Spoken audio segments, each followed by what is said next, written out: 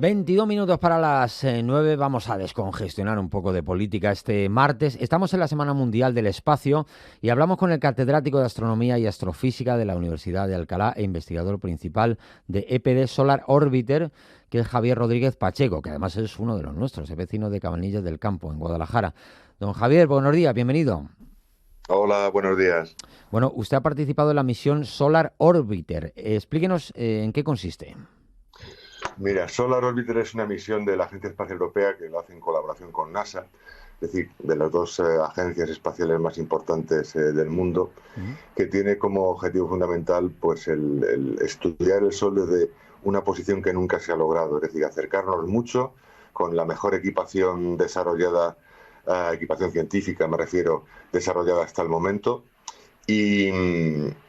Y la misión consta, como te digo, de 10 instrumentos y uno de ellos lo ha realizado España en colaboración con Estados Unidos y con Alemania, España liderando, y en concreto ha sido nuestro grupo, el Grupo de Investigación Espacial de la Universidad de Alcalá, el que se ha encargado de la responsabilidad de desarrollar ese instrumento, que es el que va a detectar las partículas más energéticas. Con lo cual es, por así decirlo, un hito en lo que es la carrera espacial científica española, en mi humilde opinión, porque hemos tomado las riendas de este proyecto desde el siglo pasado, de cuando todo eran planos, hasta que lo tenemos ya volando y proporcionando datos, ¿no?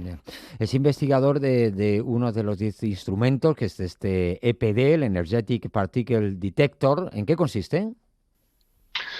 Mira, el instrumento de partículas, bueno, hay dos tipos fundamentales o dos grupos fundamentales de instrumentos en Solar Orbiter. Lo que serían los telescopios, que son los encargados de estudiar la luz, los distintos colores de luz que recibimos del Sol, desde el visible, infrarrojo, ultravioleta hasta rayos X.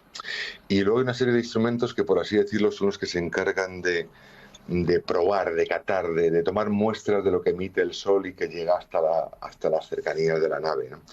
Y entre esos instrumentos está pues EPD, que es el que se encarga de detectar las partículas partículas, me estoy refiriendo fundamentalmente a los núcleos de los átomos y a electrones que se aceleran en el Sol o como consecuencia del Sol, y que son partículas de un alto poder de ionización, y como digo yo siempre, son las que puedes encontrar en el reactor de una central nuclear de fisión, pues son las mismas partículas que EPD se encarga de medir. Pero no solamente sirve como un contador, te han llegado 1000 partículas por segundo y por centímetro cuadrado, no, es capaz de decirte además si el núcleo que te ha llegado en ese momento, si es un núcleo de hidrógeno, si es de helio, si es un carbono, hierro, etcétera, ¿no? Con lo cual es uno de los instrumentos que mayor información sobre los sucesos más energéticos del Sol está proporcionando en esta misión. Sí, es como un contador de cantidad y de calidad.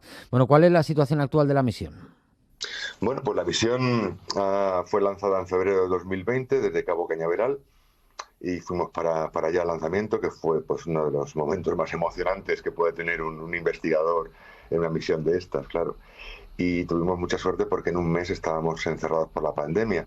Sí que fue la primera vez que una misión espacial tiene que encenderse y ponerse a punto cada uno desde su casa, porque estábamos encerrados, ¿no? Con lo cual ha dado para muchas anécdotas, pero al final fue todo un éxito. Posteriormente ha pasado por lo que llamamos una fase de crucero, porque claro, no es evidente poner algo en órbita del Sol, en órbita cercana, sin que puedas fallar y salir despedido hacia el otro lado del sistema solar, ¿no? Entonces ha habido una fase de crucero en que nos hemos ayudado de Venus, incluso de la Tierra, para frenar la nave y ponerla en órbita, y desde diciembre pasado estamos ya en la fase científica. En marzo tuvimos un acercamiento al Sol de más o menos un tercio de la distancia a la que se encuentra la Tierra, y ahora nada, en muy poco tiempo, en menos de 15 días, tenemos un segundo acercamiento que nos va a llevar ya pues a 0,3 o 0,29 unidades astronómicas. Una unidad astronómica es lo que separa el Sol de la Tierra. Ya. Y bueno, ¿cuáles son las expectativas que se espera a medio largo plazo de esta misión?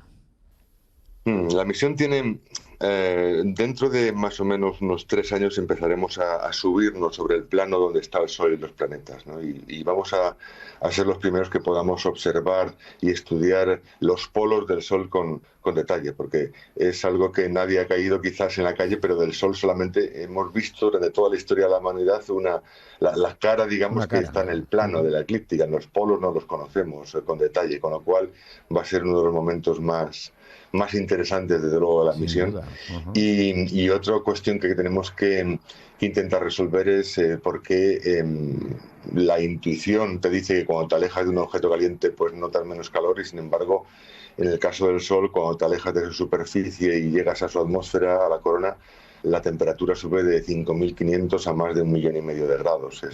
Es algo totalmente, como he comentado, antiintuitivo. Hay muchas teorías que proponen distintos mecanismos por los que puede calentarse, pero lo que hace falta ahora son datos, y esos datos digan qué teorías son correctas y cuáles no tienen ninguna validez, ¿no? Don Javier, ¿por qué diría usted que es tan importante estudiar el Sol? Podría decir que, desde un punto de vista de astrofísico, como astrofísico que soy, el Sol es la estrella que tenemos aquí. Como quien dice, vivimos con ella, con lo cual todo lo que podamos observar del Sol, que lo observamos en detalle, es algo que luego nos puede servir para comprender el resto de estrellas que componen esta galaxia y otras miles de millones de galaxias del universo. Pero aparte de eso está la cuestión suponemos que el ser humano es o pertenece a una especie inteligente, y considero que una especie inteligente debe conocer la naturaleza que le rodea y los peligros que esta pueda suponer. Y desde luego el Sol, tengamos en cuenta que toda la vida en la Tierra y en el sistema solar depende de esta estrella, con lo Ujú. cual el poder determinar sus secretos, ¿no?, su comportamiento, incluso poder llegar a predecir su comportamiento futuro, creo que es algo que una especie que se llama inteligente debe de comprender, ¿no? Qué interesante, sin duda. ¿Qué supone esta misión para la investigación espacial europea y española? Pues supone un salto significativo tanto en Europa como en España en particular, ¿no? Desde un punto de vista a nivel mundial, Europa y la Agencia Espacial Europea siempre ha tenido un papel protagonista, yo diría incluso mayor que el de Estados Unidos, en lo que es la investigación del Sol.